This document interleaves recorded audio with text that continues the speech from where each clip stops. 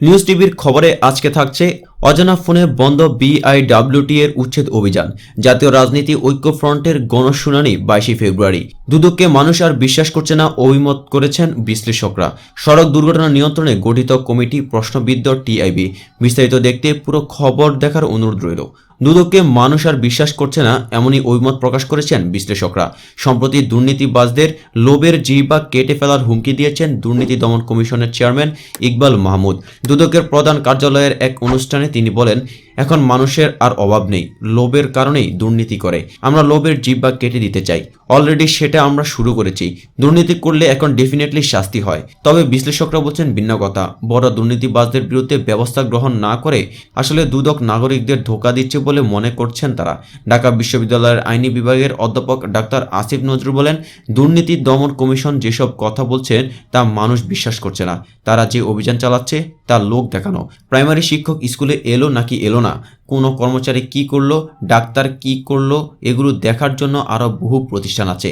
দুর্নীতি দমন কমিশন একটা দেশে তখনই প্রশংসিত হয় বা নাগরিকরা বিশ্বাস করে যখন দেখে যে তারা ক্ষমতাসীন সরকারের বড় বড় দুর্নীতিবাজের বিরুদ্ধে ব্যবস্থা গ্রহণ করেছে। বর্তমান সরকার ক্ষমতায় থাকা অবস্থায় লক্ষ কোটি টাকা বিদেশে পাচার হওয়ার কথা, ব্যাংক শেয়ার মার্কেট লুট হওয়ার কথা, বড় বড় প্রকল্পে দুর্নীতির কথা পত্রিকায় দেখি।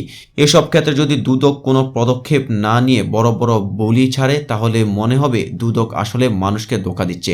দুদক সম্পর্কে এখনই অনেক কথা বলা হয়। কেউ কেউ বলে দুদকের কাজ হচ্ছে বিএনপির দুর্নীতি দমন কমিটি বা বিরোধী দল দমন কমিটি। আমি মনে করি এখন দুদক যা করছে তা হচ্ছে বিএনপি সহ ছোট ছোট দুর্নীতিবাজদের দুর্নীতি সাড়ম্বরে প্রচার করছে। এর আড়ালে হাজার হাজার কোটি টাকা দুর্নীতি হচ্ছে, যে দুর্নীতি বাংলাদেশের ব্যাংকিং ব্যবস্থায় ধস নামিয়ে দিয়েছে, রাষ্ট্রের কোষাগারকে ধরে টান দিয়েছে, রাষ্ট্রের খরচ কয়েকগুণ বাড়িয়ে দিয়েছে। সেসব দুর্নীতির বিরুদ্ধে ব্যবস্থা না নিয়ে এসব কথা বলে কোনো লাভ নেই। তত্ত্বাবধায়ক সরকারের সাবেক উপদেষ্টা এবং সুশাসনের জন্য নাগরিক সভাপতি এম হাফিজউদ্দিন খান বলেন, দুর্নীতি কারো একার পক্ষে দমন করা সম্ভব নয়। আরও অনেক এলিমেন্টস রয়েছে যেগুলো দুর্নীতি বিরোধের জন্য গুরুত্বপূর্ণ ভূমিকা রাখতে পারে। এজন্য আমাদের আইনের সংস্কার, বিচার বিভাগের সংস্কার প্রয়োজন। আমার ধারণা দুদক হয়তো দুর্নীতি দমনের জন্য চেষ্টা করে, কিন্তু কিছু সমস্যা তো তাদের থাকতেই পারে। আমাদের দেশের রাজনৈতিক প্রভাব দুর্নীতি দমনের একটা বড় ফ্যাক্ট। সেটা দুদক কতটুকু ওভারকাম করতে পারে সেটা আমি বলতে পারবো না। ব্যাংক, শেয়ার বাজার দুর্নীতির ক্ষেত্রে দুদকের তেমন কোনো পদক্ষেপ আমরা দেখতে পাইনি। এমনকি সরকারি এই ক্ষেত্রে সহনশীলতার নীতি গ্রহণ করছে। সরকার বাংলাদেশ ব্যাংকে এই ক্ষেত্রে কার্যকর করতে পারে। দুদকও শক্তিশালী ভূমিকা রাখতে পারে। ব্যাংকিং খাতে দুর্নীতি রুখতে সরকার এই ক্ষেত্রে একটি দৃষ্টান্ত স্থাপন করতে পারে। কিন্তু দুর্নীতির দমনে সরকার নাগরিকদের প্রত্যাশা পূরণ করতে পারছে না। সুপ্রিম কোর্টের সিনিয়র আইনজীবী ও সংবিধান বিশেষজ্ঞ অ্যাডভোকেট শাহদিন মালিক বলেন, স্কুল, কলেজ, হাসপাতালে সবাই হাজির হচ্ছে কিনা এটা দেখা ন্যায়পালের কাজ, এটা দুর্নীতি দমন কমিশনের কাজ নয়। দেশে অনেক বড় বড় অনিয়ম দুর্নীতি হচ্ছে, সেখানে দুদকের কাজ করার সুযোগ রয়েছে। ব্যাংকগুলোতে সব লেনদেনের কাগজ থাকে, এটার দুর্নীতি বের করা কঠিন কাজ না। অর্থটি যেদিকে যাওয়ার কথা সেদিকে না গিয়ে অন্যদিকে যাচ্ছে। এটি বের করতে না পারা কতটা অদক্ষতা আর কতটা রাজনৈতিক চাল সেটা তারাই ভালো জানেন। এদিকে অজানা ফোনে বন্ধ বিআইডব্লিউটি এর উচ্ছেদ অভিযান। 11তম দিনে এসে থমকে গেছে বিআইডব্লিউটি এর উচ্ছেদ অভিযান। বুড়িগঙ্গা ও হাইকা খালের মোহনায় অবৈধভাবে নির্মিত 10তলা ভবনটি উচ্ছেদ করতে পারেননি বিআইডব্লিউটি এর নির্বাহী ম্যাজিস্ট্রেট। এদিকে মঙ্গলবারের পর আমিন মুমিন হাউজিং এর স্থাপনা ভাঙা শুরু হলেও কিছুক্ষণ পরেই তা স্থগিত করে দেওয়া হয়। এই ঘটনার পর সরিয়ে নেওয়া হয় ঢাকা বন্দর প্রধানকে। এদিকে আদালতের নির্দেশের পর উচ্ছেদ অভিযান বন্ধ করায় ক্ষোভ প্রকাশ করেন রিটকারী আইনজীবী। বিআইডব্লিউটি এর 4র্থ দফা উচ্ছেদের 2য় দিনে শুরুতেই এই 10তলা ভবন অপসারণ করা নিয়ে জটিলতা শুরু হয়। সিদ্ধান্ত নিতে রাজুকের ম্যাজিস্ট্রেট এলেও বিআইডব্লিউটি এর ম্যাজিস্ট্রেটের অনাগ্রহে ভবনটি অপসারণ করা যায়নি। বিআইডব্লিউটি এর ম্যাজিস্ট্রেট বলেন, সরকার যদি মনে করেন এটা তাদের জায়গা, তারা যা ইচ্ছা করবেন, আমার কোনো বক্তব্য নেই। রাজুকের নির্বাহী ম্যাজিস্ট্রেট জেসমিন আক্তার বলেন, একটা সেট আপ লাগে, আজ নেই, 2-1 দিনের মধ্যেই ব্যবস্থা নেব। এরপর মঙ্গলবার দুপুর পর্যন্ত উচ্ছেদ বন্ধ রাখেন বিআইডব্লিউটি এর ম্যাজিস্ট্রেট। দুপুরের পর তুরাগপাড়ে আলোচিত আমিন মুমিন হাউজিং এর নতুন করে মাপ যোগ করে বিআইডব্লিউটি। সরজমিনে দেখা যায় হাউজিং এর বেশিরভাগ অবৈধ জমির মালিক স্বয়ং বিআইডব্লিউটি এর অন্যতম ঠিকাদার রকিবুল আলম দীপু। ল্যান্ড সার্ভেয়ার বলেন, নদীর সিএ খতিয়ানের ওই অংশ পুরো ভরাট। আমরা এখন তুরাগ নদীর উপরে দাঁড়িয়ে আছি। পরে উচ্ছেদ শুরু হলে অজানা ফোনে তা আবারও বন্ধ হয়ে যায়। প্রত্যাহার করে নেওয়া হয় বিআইডব্লিউটি এর ঢাকা বন্দর প্রধানকে। বিআইডব্লিউটি এর ঢাকার নদী বন্দরের যুগ্ম পরিচালক AKM আরিফউদ্দিন বলেন, অভিযানের সাপোর্টিং হিসেবে ছিলাম আমরা, এখন জটিলতা শুরু হয়েছে, আমাকে প্রধান কার্যালয়ে ডেকে পাঠানো হয়েছে। বিআইডব্লিউটি এর নির্বাহী ম্যাজিস্ট্রেট মোস্তাফিজুর রহমান বলেন, এখানে বেশ কয়েকজন সার্ভেয়ার কাজ করছে, এখানে আইনগত বাধা না থাকলে আর কোনো বাধা দেখছি না। এদিকে আদালতের নির্দেশের পরও উচ্ছেদ অভিযান বন্ধ করায় ক্ষোভ প্রকাশ করেন রিটকারীর আইনজীবী মঞ্জিল মোর্শেদ বলেন, এভাবে বাধা দিলে মানুষের মধ্যে আকাঙ্ক্ষা আর থাকবে না, সেই সঙ্গে নদী দখলকারীরা উৎসাহিত হবে। উচ্ছেদ বন্ধে তৃতীয় কোনো পক্ষের ইন্ধন রয়েছে কিনা তা খতিয়ে দেখবার আহ্বান জানান তিনি। এ যাবৎকালের নদী দখলমুক্ত করার এই বিশাল কর্মযজ্ঞটি এই আমিন মুমিন হাউজিংয়ে এসে মুখ থুবড়ে পড়ল, যা পুরোপুরি অপ্রত্যাশিত ছিল।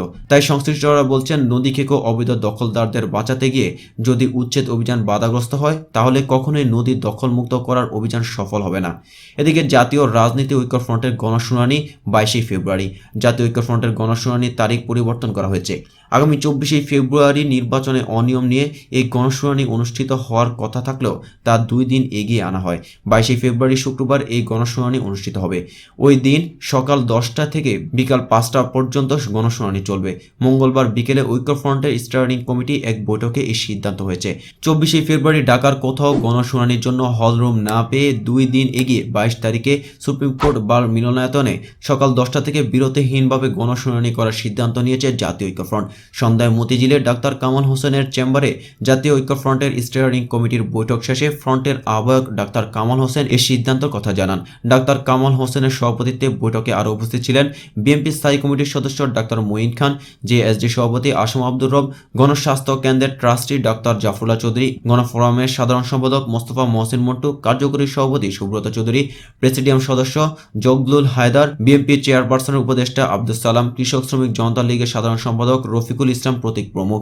বৈঠক শেষে সাংবাদিকদের এক প্রশ্নের জবাবে ডাক্তার কামাল হোসেন বলেন, বাম জোটের নেতাদের আমন্ত্রণ জানানো হবে গণশুনানিতে। এদিকে সড়ক দুর্ঘটনা নিয়ন্ত্রণে গঠিত কমিটি প্রশ্নবিদ্ধ।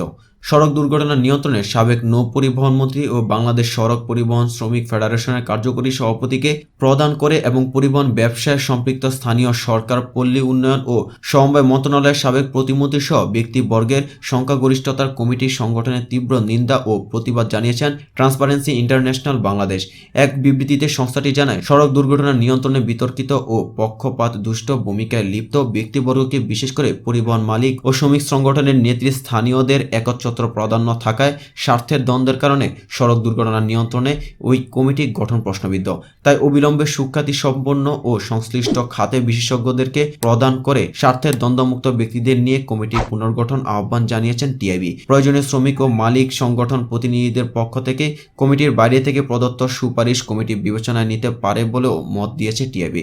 বিবৃতিতে টিআইবির নির্বাহী পরিচালক ডাক্তার ইফতেখারুজ্জামান বলেন, প্রতিনিয়ত সড়ক দুর্ঘটনায় জানমালের ব্যাপক ক্ষয়ক্ষতি রোধে কোনো কার্যকর উদ্যোগই যখন দেখা যাচ্ছে না, তখন অবশেষে যেভাবে কমিটি গঠিত হলো তাও সরকারের সদিচ্ছাকে প্রশ্নবিদ্ধ করছে।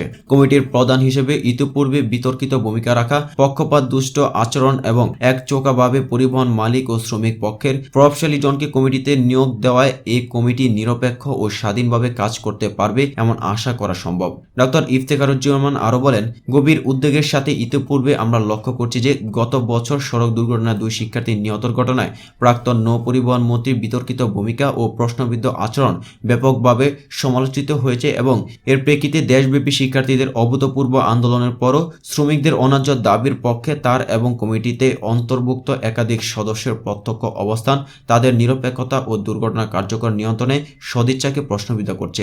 ডাক্তার জামাল বলেন, সড়ক পরিবহন ব্যবস্থার উপর টিআইবি এর গবেষণায় দেখা যায়, সড়ক পরিবহন খাতে সীমাহীন অনিয়ম, স্বেচ্ছাচারিতা, বিচারহীনতা, দায়িত্ব অবহেলা ও প্রভাবশালীদের লাগামহীন অসাধু দৌরাত্ম্য বিদ্যমান। প্রভাবশালীদের দৌরাত্বে সড়ক জুড়ে ফিটনেসবিহীন যানবাহন, অদক্ষ চালক ও বেপরোয়া যান চালনা নিয়ন্ত্রণ করা যায় না। পরিবহন খাত কমিটি প্রভাবশালী শ্রমিক ও মালিক সংগঠনের হাতে জিম্মি হয়ে পড়েছে এবং জনগণের জানমালের নিরাপত্তা প্রদানের সাংবিধানিক অঙ্গীকার নির্বিকারভাবে লঙ্ঘিত হচ্ছে। এমতো অবস্থায় স্বার্থের দ্বন্দ্ব সংশ্লিষ্ট ব্যক্তিদের সমন্বয়ে সড়ক দুর্ঘটনা নিয়ন্ত্রণে গঠিত কমিটি আদতে কোনো কার্যকরী ফল আনবে না। সরকারের নিকট আমাদের আহ্বান, অবিলম্বে নিরপেক্ষ ও স্বার্থের দ্বন্দ্বমুক্ত ব্যক্তি, বিশেষ করে সংশ্লিষ্ট খাতে সুখ্যাতি সম্পন্ন বিশেষজ্ঞ, নাগরিক অধিকার ক্ষেত্রের অংশীজন ও নিরাপদ সড়ক আন্দোলনের নেতৃত্ববৃন্দের সমন্বয়ে এই কমিটি পুনর্গঠন করা।